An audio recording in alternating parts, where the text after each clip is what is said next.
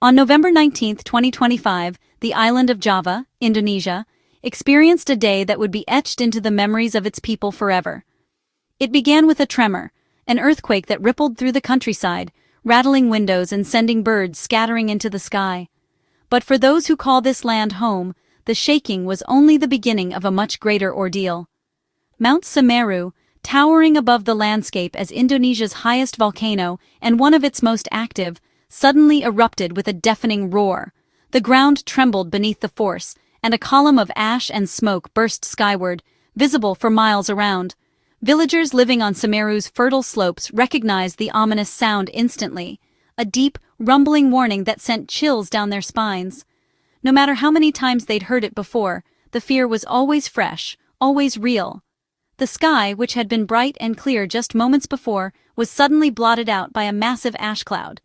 It rose more than 13 kilometers into the atmosphere, turning day into dusk and casting a gray pall over the land.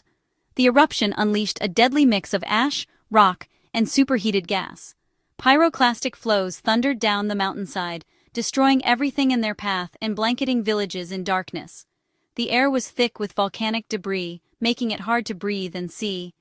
In a matter of minutes, day turned to night as the ash blocked out the sun. The choking smell of sulfur filled the air, forcing people to cover their faces and seek shelter wherever they could. Streets emptied as families rushed indoors, hoping the walls would protect them from the mountain's wrath. Indonesian authorities, well aware of Semeru's volatile history, immediately raised the alert to its highest level. Emergency plans swung into action, with officials monitoring the situation and coordinating a rapid response. Sirens blared through the villages, their urgent wails echoing off the hills. Loudspeakers broadcast evacuation orders, urging everyone to leave their homes and head for safety. Panic and confusion spread as people grabbed what they could and hurried to escape. Emergency response teams mobilized instantly, racing against time to reach those in the most dangerous areas. Rescue workers braved falling ash and debris, helping the elderly, children, and families evacuate to safer ground. Ambulances and vehicles lined the roads, ready to transport the injured and vulnerable. The priority was clear: get everyone out of the danger zone before the volcano's fury could claim more lives. Families trudged through ash-covered roads, children clinging to their parents as evacuation trucks ferried them away from the looming threat. For those who lived in the shadow of Semeru, the mountain's power was a terrifying, ever-present reality. Even from a safe distance, the sight of the eruption filled them with anxiety and awe, a reminder of nature's unpredictable might. As lava and ash continued to flow, the eruption had only just begun. The race to save lives was on, and the people of Java braced themselves for whatever the mountain would bring next. The eruption's most shocking effect was the sudden unnatural darkness that swept over the land like a heavy curtain. In a matter of minutes, the sky turned from bright blue to an ominous, suffocating black, as if night had arrived far too early. Faiz Ramadani, a local resident, stood in disbelief as the afternoon sun vanished. He watched as the world he knew was swallowed by shadows, the familiar sights of his village disappearing before his eyes. It was as if time itself had stopped. The ash cloud was so thick it erased the sun, plunging villages into chaos and confusion. People stumbled through the darkness, unsure of where to go or what to do, their daily routines shattered in an instant. Gritty gray ash rained down relentlessly, coating rooftops, trees, and streets in a suffocating layer. The air became thick and heavy, making every breath a struggle and every movement more difficult. People scrambled to cover their faces with cloth, scarves, or whatever they could find, struggling to see and move through the choking haze. The ash stung their skin and eyes, making it nearly impossible to find relief. Roads became slick and treacherous, complicating escape and making travel dangerous. Vehicles skidded on the ash, and walking was just as perilous, with every step uncertain. The air stung eyes and throats, especially for those with breathing problems. Coughing and wheezing echoed through the village, as the ash found its way into every home and every lung. Forced indoors or to flee, residents faced a world transformed. Familiar landscapes vanished under a blanket of ash. Homes that once felt safe now seemed fragile, and the urge to escape grew stronger with every tremor. The volcano's roar and the trembling ground made everyone feel powerless. The earth itself seemed to be rebelling, and the constant rumble was a reminder that the danger was far from over. Faiz described the scene as very horrible, a sentiment echoed by his neighbors, whose faces were etched with fear and disbelief. The community clung together, sharing stories and comfort in the darkness. In moments, a peaceful afternoon became a desperate fight for safety.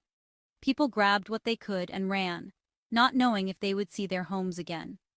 The darkness isolated the villages, amplifying fear and confusion. Communication was cut off, and the sense of being alone in the disaster grew with every passing hour. Survival meant adapting quickly to a world turned gray and dangerous. For many, the only option was to endure, to find hope in each other, and to wait for the light to return. With the highest alert issued, evacuation began at once. Emergency workers urged families to leave everything behind and head for safety. Nearly 1,000 residents were moved from the red zone, braving ash-choked roads. Shelters sprang up in schools, mosques, and government buildings, crowded but safe. People received food, water, and blankets, grateful to be out of danger. Relief mixed with anxiety, as evacuees worried about their homes and animals left behind. Parents comforted frightened children, trying to explain the chaos. In the shelters, a sense of community grew as people shared news and supported each other. The future was uncertain, but for now, survival was all that mattered. The shelters became a lifeline, offering hope amid disaster. Everyone waited, hoping the worst was over. As the volcano erupted without warning, panic swept through the villages below. While most villagers managed to escape in time, nearly 190 hikers found themselves stranded high on Semeru's slopes, cut off from any safe route down. What began as a scenic adventure for these hikers quickly turned into a terrifying ordeal. The eruption sent thick clouds of ash and debris billowing into the sky, blocking out the sun and cutting off their only escape routes. Surrounded by falling ash and darkness, the hikers huddled together, relying on their guides and whatever camping gear they had to survive the long, cold night. Many covered their faces with masks or cloth to breathe through the choking ash, while others tried to comfort each other and stay calm. Rescue teams gathered at the base of the volcano, anxiously waiting for the ash to clear. It wasn't until the next morning, when conditions finally improved, that they could begin their ascent. Navigating treacherous ash-covered terrain, the rescuers pressed on, determined to reach the stranded group. Every step was a challenge, as the ground was slippery and visibility remained poor. After hours of climbing, the rescue teams finally reached the campsite. All hikers and guides were found shaken, exhausted, but miraculously unharmed.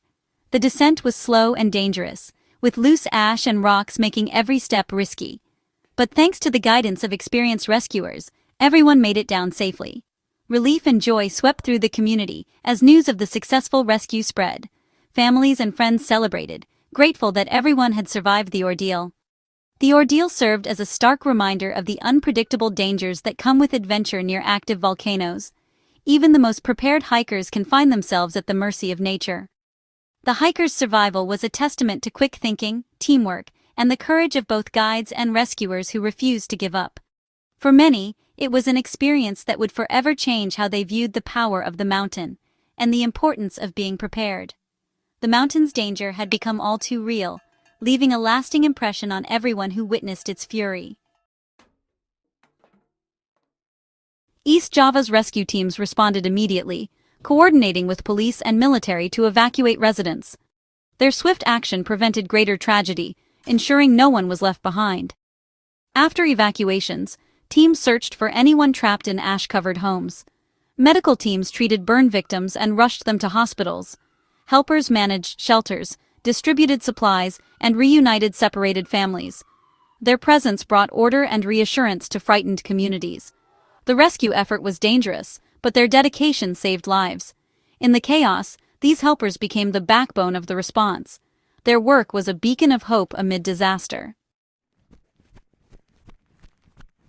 The eruption left villages devastated, homes crushed under heavy ash and rock. Roofs collapsed, walls crumbled, and entire neighborhoods were buried. Supiturang's village head, Nurul Yakin Pribadi, found his own house under a meter of ash. Community buildings, including a local school, were destroyed, disrupting daily life and education. The thick debris made even opening doors impossible. Assessment teams worked to document the damage, moving cautiously through unstable areas. The loss was overwhelming, but understanding the destruction was vital for recovery. Officials gathered data to plan rebuilding efforts and allocate resources. The community faced a long road ahead, but the first step was knowing what had been lost. The landscape had changed forever, but hope remained. Rebuilding would require unity and resilience.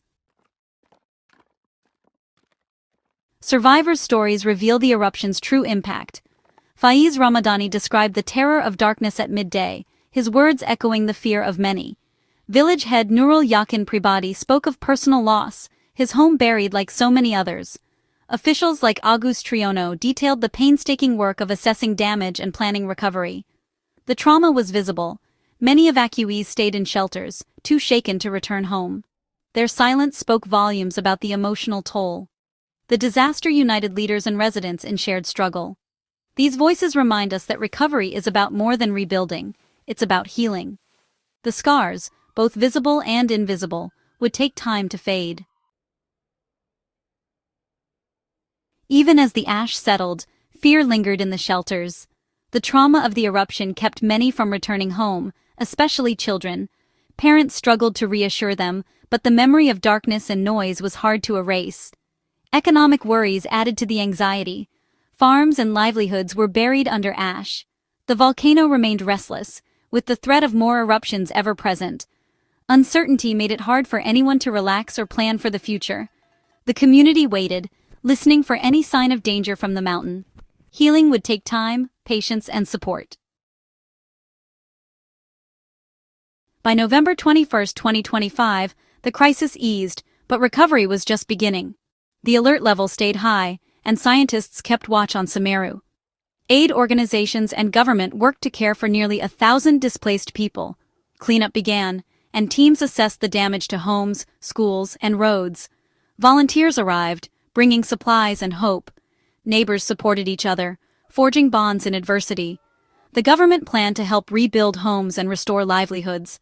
The community's resilience shone through, determined to recover and return. The journey would be long, but hope and solidarity would guide them. Life on Semeru's slopes would continue, stronger and forever changed.